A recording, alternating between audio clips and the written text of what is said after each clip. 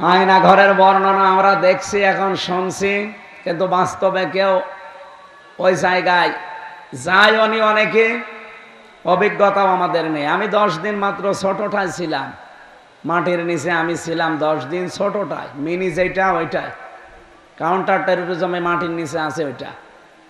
কিন্তু বড়গুলো যেগুলো ডিজিএফআই চালায়, র্যাব চালায়, এগুলো যে কত কঠিন।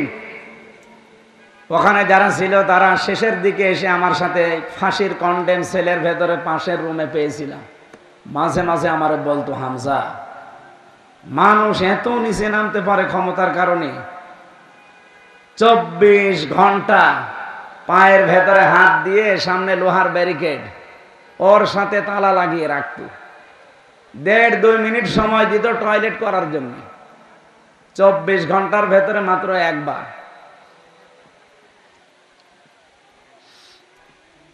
সকালে কয়েকটা পচা ছোলা দিয়ে যেত, আর দুপুর বেলা 1 মুঠ ভাত দিত, মনে হচ্ছে কেউ মাখিয়ে দিয়েছে। আপনারা ডক্টর মোহাম্মদ ইউনূস যে আয়না ঘর দেখতে গেছে, যে দেখছে একটা চেয়ার পাওয়া গেছে। আজকেও তাজুল ইসলাম গিয়েছিল, অ্যাডভোকেট তাজুল ইসলাম, আন্তর্জাতিক অপরাধ ট্রাইব্যুনালের যিনি দায়িত্বে আছে এখন, উনি চেয়ারটা একটু ঘোরাইলো দেখলাম, কিন্তু এই চেয়ারটা কারেন্টের শর্ট দেওয়া, এটা ঘোরে না বেশি, ঘুরলেও হালকা ঘোরে, কিন্তু এটা কাঁপে বেশি। এভাবে শর্ট দেবে, আপনি কাঁপতে থাকবেন। আমারে যেটাই নিয়ে বসায়নি, আমারে দেখিয়েছিল। আমার আগে একজনকে দেখলাম বসিয়েছে, এই হাতের সাথে পায়ের সাথে ক্লিপ আটকিয়ে দেয়, গলার সাথে একটা ফিতা বেঁধে দেয়, শুধু একবার সুইচ টিপ দেবে, 1 মিনিটে 120 বার ঘুরবে। 1 মিনিটে যদি 120 বার হয়, সেকেন্ডে কয়বার? টের পাচ্ছেন আপনি কি অবস্থা দাঁড়ায়? 1 মিনিট পরে মনে হবে আমি 4-5টা দুনিয়া দেখতে পাচ্ছি। মাথার ভেতরে কিছু সূক্ষ্ম জিনিস আল্লাহ সাজিয়ে রেখেছেন। ফ্রন্টাল লব আছে সামনে, অক্সিপিটাল লব আছে, প্যারাইটাল লব আছে, মোটর কর্টেক্স আছে, সেন্সরি কর্টেক্স আছে, ল্যাব আছে, এরকম 70,000 জিনিসে মাথার ভেতরে। এত সূক্ষ্ম, এখানে কম্পিউটার ভিড়ালে আমি আপনাকে দেখাতে পারতাম। এই জিনিসটা এত বেশি নড়াচড়া করে, এত বেশি কাঁপাকাঁপি করে, শেষ পর্যন্ত আপনি সব আউলিয়ে ফেলবেন, অন্ধকার দেখবেন। এ শাস্তি দিয়ে যদি শেষ করে দিত। আমি দেখলাম ওরা একটা মেশিন নিয়ে আসলো, এই হাতের সাথে আর পায়ের সাথে এমন ভাবে সেট করা, শুধু একবার সুইচ টিপ দেবে, আস্তে করে নখগুলো সব খুলে একবারে চলে আসবে। নখ খুললেই কিন্তু ফিনকি দিয়ে রক্ত বের হয়, আর ঠিক ওই সময় তার উপরে লবণ ছিটিয়ে দেয়। শুনতে খুব সহজ মনে হচ্ছে না? এটা বাস্তবে যারা পেয়েছে তারা কত কঠিন অবস্থায় ছিল আপনি বলেন তো। মুফতি ফখরুল ভাই আমার সাথে ছিল, উনি মাঝে মাঝে বলতো, হামজা, এই যে মানুষ শুয়ে থাকে, এটা যে কত বড় নিয়ামত আমি টের পেয়েছি। আমার পায়ের ভেতরে হাত দিয়ে এভাবে আটকিয়ে দিত বছরের পর বছর। যত চিল্লা পাল্লা করি, আওয়াজ করি, উপরে তো আসে না, কারণ মাটির নিচে। এখনো পর্যন্ত দেখি অনেকে জালেমের সাফাই গায়। আপনি মানুষ, আপনার বাবারে যদি আয়না ঘরে এভাবে 10 বছর রেখে দিত, আপনি টের পেতেন। কথা বলছেন না কেন?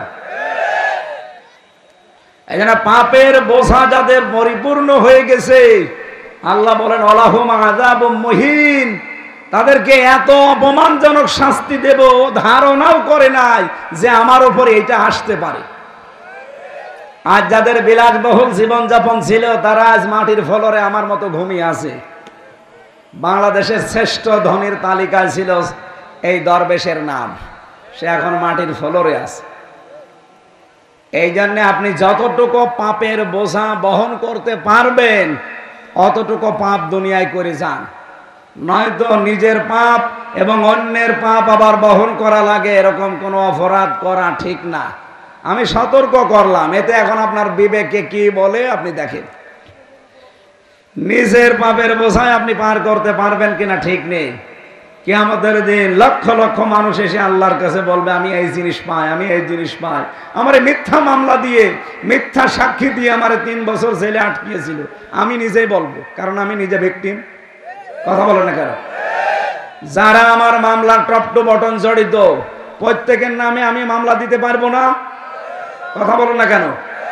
কারণ ওরা নিজেরাই বলতো যে হুজুর আপনার কোনো দোষ নেই, আমরা জানি এটা যে মিথ্যা জিনিস তাও আমরা জানি, কিন্তু কিছু করার নেই, উপরের অর্ডার।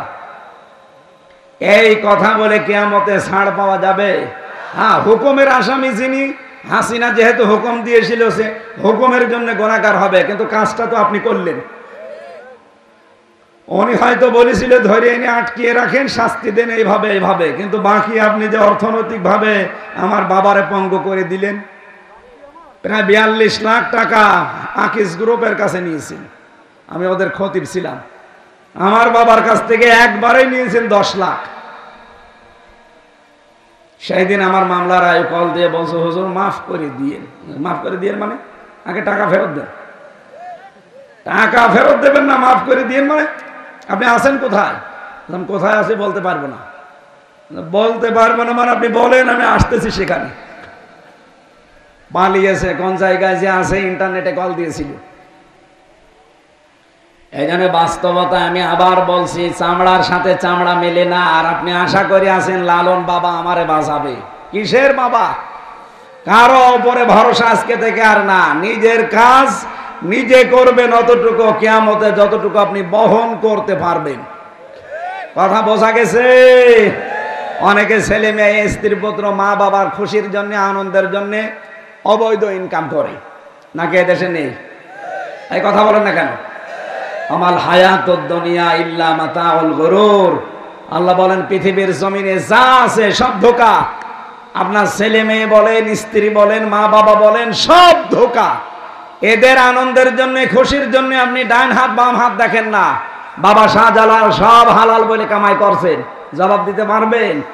আর আপনার পাপের বোঝা আপনার বউ নেবে? আপনি এখনই মরে যান, আল্লাহর কসম এখন মরে যান, আপনাকে রাত্রে আপনার বউ একা পাহারাও দেবে না।